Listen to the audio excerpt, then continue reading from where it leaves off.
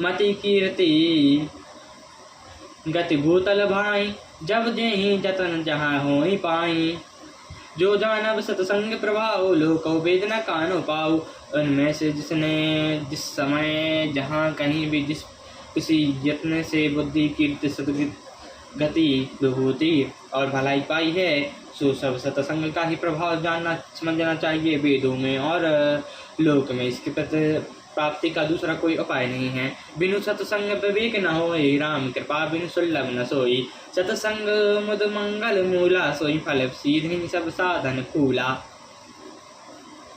सत्संग के बिना विवेक नहीं होता और श्री राम चंद्र की कृपा के बिना वह सत्संग सहज में मिलता नहीं है। सत्संगी अंगद और कल्याण की जड़ है। सत्संग की सिद्धि ही फल है और सब साधन तो फूल हैं।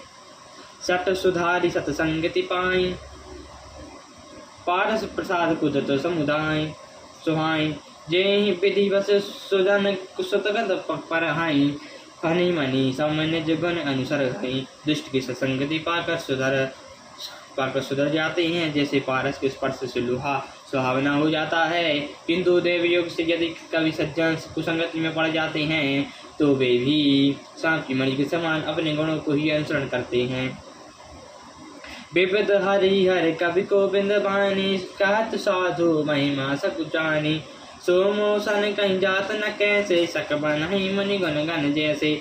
ब्रह्मा विष्णु शिव कपि और पंडितों की वाणी भी सत संत महिमा का वर्णन कहने में सकुचाती है। वह मुझे किस प्रकार नहीं कही जाती। जैसे साग तरकी बेचने वाले मणियों के गुण समूह नहीं कह सकते।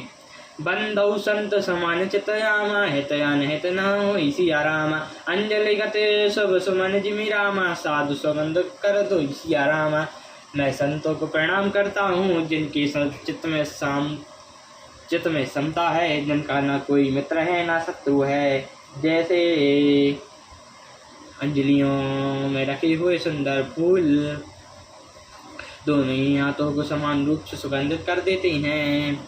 संत सलल चित जागत हित रामा, जानी स्वभाव सुने हुसिया रामा। बाल विनय सुनि करि परामा, राम चरण रति ने हुसिया रामा। संत सरल हृदय और जगत के हितकारी होते हैं। उनके ऐसे स्वभाव और स्नेह को जानकर मैं विनय करता हूँ।